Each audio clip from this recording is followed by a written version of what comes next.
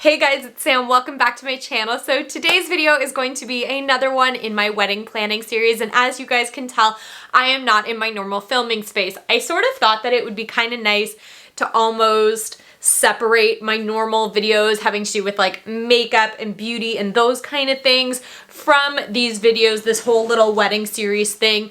So I came into another room to give you guys another like different vibe sort of thing. Also, I am sitting on a bed right now, which is definitely a lot more comfortable than sitting in my computer chair, which is where I sit when I film normally. If you only really come to my channel for my makeup videos, then why did you click on this video? No, if you're not interested in my wedding planning process, no worries, feel free to exit out of the video or whatever. But if you are here for some tips and tricks and maybe a little bit that I've learned along the way of planning my wedding, then welcome. I'm happy you could be here. I decided to make this series after posing the question to you guys, and a few of you said, yeah, you wanted to see it. And honestly, I feel like YouTube is one of the best resources when you are trying to plan your own wedding. I am not a professional wedding planner. That is not my profession. I've never done it before. I have zero experience. All I can do is tell you guys how things have gone for me, and hopefully that can help you guys either steer clear of some mistakes that I have made, or maybe use some advice that I maybe had to learn the hard way. So today's video is going to be all about the guest list. Now, the way I'm going to kind of film these is I'm going to tell you guys how I kind of got to where I did with my guest list, and then I'm going to give you some little tips and tricks along the way. For Tom and I, the guest list was the biggest point of contention in our wedding planning process. A little bit of the reason for that is that I had mentioned in my previous wedding series video, the where do you kind of get started video, you need to have a guest list before you pick a venue. Unfortunately for us, I had fallen in love with a venue that had a very hard cap on a guest list, so we were then forming a guest list underneath that capacity, which is not the way we should have done it. We should have figured out how many people we want to invite and then found a space that will hold that many people. It was a little bit touch and go for a bit. I don't want to make it seem like we were like fighting like crazy, but there was definitely some hot debate about who really needed to be invited and who didn't. But what I will tell you is this: at the end of the day, if your fiance, like future husband, future wife, future partner, spouse, whatever you want to call them, if they are adamant about somebody being there, whether or not you really understand why they need to be there, that's obviously important enough for them to be fighting to have them included on the guest list. You can't tell. Basically, the way it came down, like I couldn't tell Tom that somebody he thought was important wasn't important any more than he could tell me that someone I thought was important wasn't important. It very much has to be a team thing. You have to have two lists and combine them, but you should set a bunch of general rules for who to be invited. Now, we did end up having more people than the permitted capacity, but we talked to the people at the venue and they sort of said, you know what, like our capacity is this many, but if you go over by 1 or 2 people or even 5 or 6 people, which is probably more likely what it'll be, they said, we'll find a way to make it work. Don't worry about it. We were lucky enough that our venue was really, really willing to work with us on this. So we ended up not having to cut any more people than we already had. Another thing that you can maybe, I wouldn't say rely on this, even though that is another kind of like little argument that we got in. It is normally expected that between 5 and 10% of the people that you invite to your wedding are going to decline your invitation. Now, that might not be because they don't like you. It might just be because either they have a prior engagement, maybe they have another wedding on the same day as your wedding, maybe they live far away and they can't get there, maybe they have children and children aren't going to be at your wedding and they can't find childcare. You don't know the reasons. Maybe they just can't afford to go to your wedding, because going to a wedding is a financial responsibility. Not only do you have to have childcare, if that is a thing you have to do, or maybe find transportation, possibly accommodations, you know, fashion attire, all of these things. It is normally a custom, at least where I am, that you would give a gift at a wedding, whether it be a monetary gift or a physical gift. Obviously that's going to cost you as well. So while you are inviting all of these people that you really want there, if they can't come, don't be too disappointed. Just enjoy the people that do show up. So we are kind of banking for our guest list on between 5 and 10% declining our invitation. You shouldn't do that, because I, for example, have had a friend who invited 200 people to their wedding and only 160 people showed up. And then on the other end, I had a friend who had 150 people at their wedding and only 2 people couldn't go. Now that I've said all of that, Tom and my guest list is good, set in stone, no problem. We did it the wrong way. To help make sure that you maybe do it the right way, here are a couple of tips and tricks that I've learned along the way that I've picked up from different books, different videos. I'm not claiming any of this information as my own.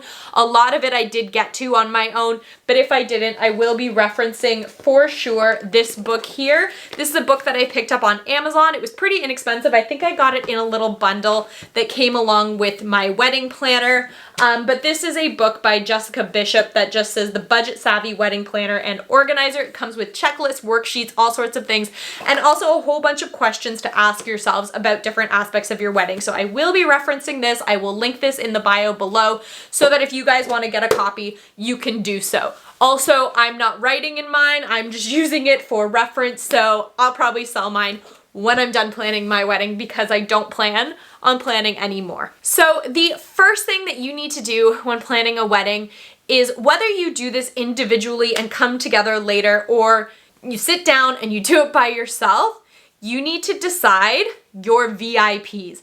Who are the people that absolutely have to be at your wedding, no matter what? Whether it's a big, huge party with 500 people, whether it's a small, intimate gathering, whether you're going down south and trying to have a wedding, whatever it is, who are those people? So you're talking like your parents, your siblings, your best friends, maybe grandparents if you still have grandparents in the picture. Who are those people that have to be invited? No ifs, ands, or buts. Put those people on a list, because those are your definite people. From there, you can add other people. And the way to sort of look at that, the way that we ultimately ended up deciding who really needed to be on the list was, is that person adding something to the day? Is it gonna mean something to me to have that person there for the day? Or if they aren't there, am I gonna miss them? Am I really gonna notice? And am I gonna remember that they weren't there in 2 years from the date? If the answer to those questions is no, I'm not really gonna miss them, then they probably shouldn't be on your guest list. But of course, there are things that, like other factors, that might mean some of those people need to get there. Another thing you need to decide, kids. Are you going to have kids at your wedding? For Tom and I, we decided no kids at the wedding. The only people that are going to be under the legal drinking age for where we live, which is 19, are going to be my nieces. That was a non-negotiable thing.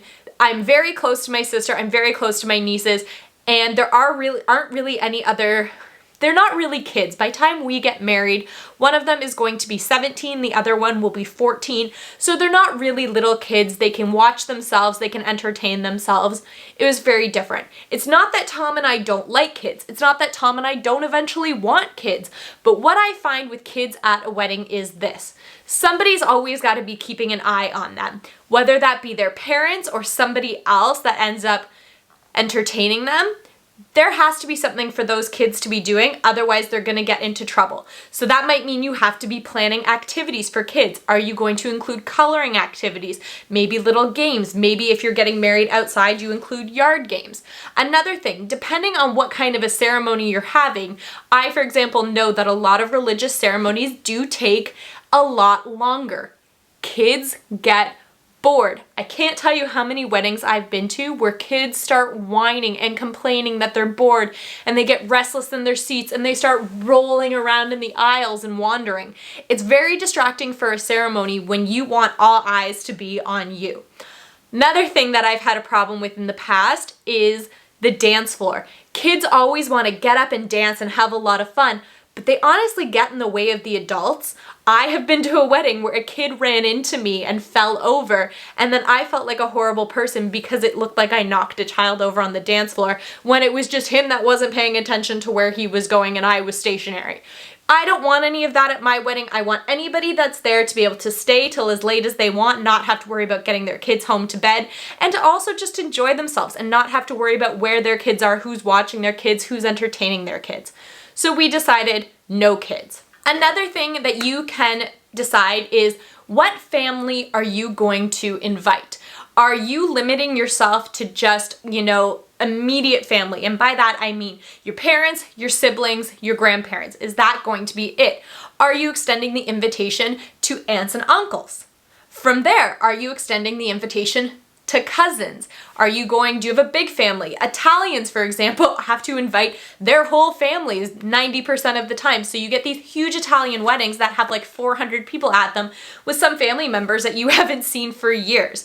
For us, I have always been very, very close to my mom's side of the family. We've always gotten together at least 4 times a year with all of her brothers and sisters and their kids. And I have been invited to every single one of my cousins' weddings on that side. So for that reason, they will all be invited to the wedding. Now, because my aunts and uncles are there and my cousins, we felt like it was only fair that Tom's aunts and uncles and his cousins came as well. Not all of them, and ultimately that's his choice. But because I'm allowed to be, he should also be extended the same courtesy. So if you're saying my first cousins and second cousins should come, then you have to extend that option to your partner. Now that could mean that your guest list gets a lot bigger, but if you want those people there, they have to be extended the same offer, in my opinion. Now, he might not be close to them and might be like, no, that's ridiculous, I don't need them there, and that's fine. Tom has a huge family because he is a child of divorce. So for him, he's definitely going to be having some of his aunts and uncles and some of his cousins from one side of the family, and just aunts and uncles from another side of the family, because to invite all of their cousins would add like an extra 60 people. It's just too many people, and a lot of them don't really live around here. The next thing that is always a point of contention and can cause some tension in the family is parents' friends. Are you letting your parents invite a certain number of people? It is traditional that you sit down and you talk to your partner and you say, okay, my parents can invite 10 people that they want, and your parents can invite 10 people that they want. Here's the thing about this. If your parents are paying for your wedding, then they have every right to invite some people that they want there. Now, having said that, that doesn't mean that they get to make the whole guest list. It doesn't mean they get to invite every Joe Schmo that they've ever met in their life. It just means that a certain portion of the guest list needs to be left to their friends and family that you might not have thought to invite. Whether this means maybe your dad or your mother has a partner in a company that you're not really that close to, but they feel like they need to invite that person, fine, they can invite that person. Maybe they have a friend who's known you since you were little, you're not that close to them, you wouldn't think to invite them, but it means a lot for your parents to have them there. Okay, fine, because parents share in the joy with other parents for their kids. So that is, again, something you can decide. For Tom and I, we talked to our parents and we basically both said, are there any people that we might not have thought of that need to be on this list? We didn't give them a set amount. We basically just said, is there anybody that we might not have thought of that you need to be there? For my mom, she basically said, did you invite your aunts and your uncles? Did you invite your cousins? Did you invite these people? When I said, yep, she said, I'm good, no problem. And Tom's mom was very, very similar. So we got away with it, that it wasn't so much like we needed to set aside all of this space for people. We had already considered the people that our parents might want to invite. But a lot of that, again, depends on who's paying for the wedding. If it is you and your fiance paying for it, maybe you tell your parents, sorry, that person isn't important enough to me to be there. I know you love them, but they're not adding anything for me, for my day, and it might cause a problem with your parents for a little while. They might be a little disappointed or upset with you, but at the end of the day, it's your day. And anybody who's going to be there, you have to want them to be there, because these are memories you're gonna have for your whole life, and you don't wanna look back at your wedding and look at a picture or a photo album of pictures of your guests and be like, who are all of these people? I know I don't. So that's another thing, strangers. You know, I know that with parents, friends, a lot of times you may not have met them. They may feel like they know you because they've heard about you a lot, but at the end of the day, you've not spent any time with them, had any conversations with them. And I feel the same way about plus ones, which is the next thing we're going to talk about. Plus ones. Who do you extend plus ones to? If you extend a plus one to everybody on your guest list is going to double really, really quick. Now, there's a couple of rules here and there that will help you decide who should really be allowed to bring a date to your wedding. If that person is like your one friend that you've known since, I don't know, you were a kid, but they don't know anybody else that you know, they don't know, you know, they're not super close to your family. If it's somebody that you feel like is gonna be on their own at the wedding, maybe offer them a plus one so that they have someone to hang out with and enjoy being there with. Because at the end of the day, while you might want to spend time with them, you're going to be too busy with everybody else that's trying to say hi and trying to actually spend time with the person that you just married. Family members. Here was my rule for family members. If the person was engaged or married or had been dating them for 2 years or more, so I'm talking a serious relationship, then they were allowed to bring a significant other with them to the wedding. This is important because, like I said, I don't want strangers there, and I don't want somebody bringing a date just for the sake of bringing a date. We felt the same way about our friends. If we had single friends that knew other people that were going to be going to the wedding, but maybe be flying solo or didn't have a significant other or a girlfriend or a boyfriend, whatever you want to call it, we're not going to offer them a plus one just for the sake of offering them a plus one, because that person is not going to add anything for us to our day. And those other people, as much as they maybe think that they want somebody there, at the end of the day, they're going to have a good time regardless. So for me, again, I got lucky because most of my family and friends are already married. I'm sort of the last one in the bunch. But for any cousins or anything like that that I have that aren't married, I'm not going to be extending a plus one because all of the rest of my family is going to be there. So they will have people that they know that they can talk to and dance with and enjoy the day with. They're not going to feel stranded and by themselves. Another big problem. So-and-so invited me to their wedding 5 years ago. We hadn't really talked since then. Am I obligated to invite them to my wedding? I would say the answer is no. If it's not somebody that you have talked to in the last year, let's say, and I'll say a year, and even that is a big amount of time. But as you get older, you get busier with life. Maybe your friends are starting families of their own. They're going through their own things. If it's not somebody that you talk to regularly or at least have talked to in the last year, they probably don't need to be invited to your wedding, because if you haven't talked to them in the last year, after your wedding, are you really going to talk to them for the next 10 years of your life? Are they going to be an important part of yours and your partner's life from now on? If the answer to any of those questions is no, you don't need to invite them. Work colleagues. This is another really tricky area. Again, I'd say it depends what you do for a living. If you work in, say, a small boutique store, maybe you own it and you have one other business partner, it's really easy to invite that one other person. But if you work in, I don't know, I'll give you like an example using my job. If you work somewhere like I do, where you have a particular group of people you work with all the time, and you guys all have your own individual supervisors, and then above that, you guys all have another supervisor, and then above that, you all have another supervisor, how do you decide who to invite? Because for me, everybody at work always kind of said, if you invite one person from the crew, you have to invite everybody from the crew. Or the few people that you invite, tell them to keep it on the down low, don't go spreading it around, and that way nobody else will feel left out or upset. So that is the route that we are probably going to end up going. There is also a part in this book that says, do you hang out with these people outside of work? Do you talk to them outside of work? That is a big thing. Don't invite people just because you don't want them to feel left out. Unless, of course, you work with, say, 5 people, you're friends with 4 of them outside of work, so you want to invite those 4 and it would just be one person.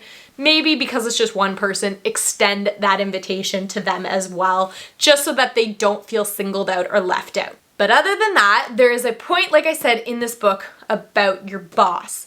and it says, is this person your boss? Do you invite them? Yes. I disagree with that completely. For example, I'm not inviting any of my supervisors or my bosses because I don't have a relationship with them outside of work. While our relationship is good at work, that is all it is. It's a work relationship. They've never met Tom. They don't know anything about him. They don't know much about my personal life. They're not part of my personal life. So it seems kind of irrelevant to have them there. This is another area where you can decide about plus ones. If you've got a couple girlfriends from work that you want to invite, ask them to come with each other. Say, hey, I really want you two to be there, but we're kind of trying to keep the guest list down. Do you guys mind coming with each other? Or do you feel like you need to bring your significant other? Most people, as long as they have somebody to go with, don't really care who it is. So for me, I know that the guys I work with have said to me, if you want to invite people to your wedding, tell them not to bring their wives or tell them not to bring their husbands or whatever it is. Some people feel about that because, you know, I've talked to somebody who basically said, if my husband was invited to a wedding for someone he worked with and said I couldn't go, I don't know how I'd feel about that. But to be honest, if I didn't know the person whose wedding it was, I don't know if I would care if I wasn't invited. And I know that these people aren't going to care that they're not invited, particularly because one of the people did the same thing at their wedding. So I know that he'll be okay coming without his wife coming, the same way that they were able to have a couple of her colleagues without having their significant others. Here is the one thing that can totally negate all of these rules. If you don't invite someone, is it going to cause drama or tension in your family life, your work life, or your personal life? Sometimes you have to just bite the bullet. Say you have one cousin or one family member that you really, really don't get along with, but they would be the only one left out and you would be inviting, say, their parents or their kids or whatever. You might have to just suck it up and invite that person just to avoid family drama. Because at the end of the day, your wedding is going to be stressful enough on its own. As much as it's supposed to be about you and a celebration of your love and your commitment to one other person in life, weddings are stressful, especially if you're trying to plan them yourself. Try not to add any more stress to your plate if you can. I hope that this helped you guys out a little bit. I know it was a little bit scattered. If you guys have any other questions about things that I may have forgotten and you're wondering about, feel free to ask me down in the comments. I will always try to respond to as many comments as I can if there is a warranted response to it. If you guys are enjoying these videos of my wedding series and have any other particular parts that you want to hear about that I may not have already thought of, also feel free to request those down below. I am more than happy to do whatever you guys want in terms of my wedding videos. So if you enjoyed this video, give it a thumbs up. If you're not already and you want to be, then subscribe to my channel. I would really appreciate it, and I will catch you guys next time. Bye.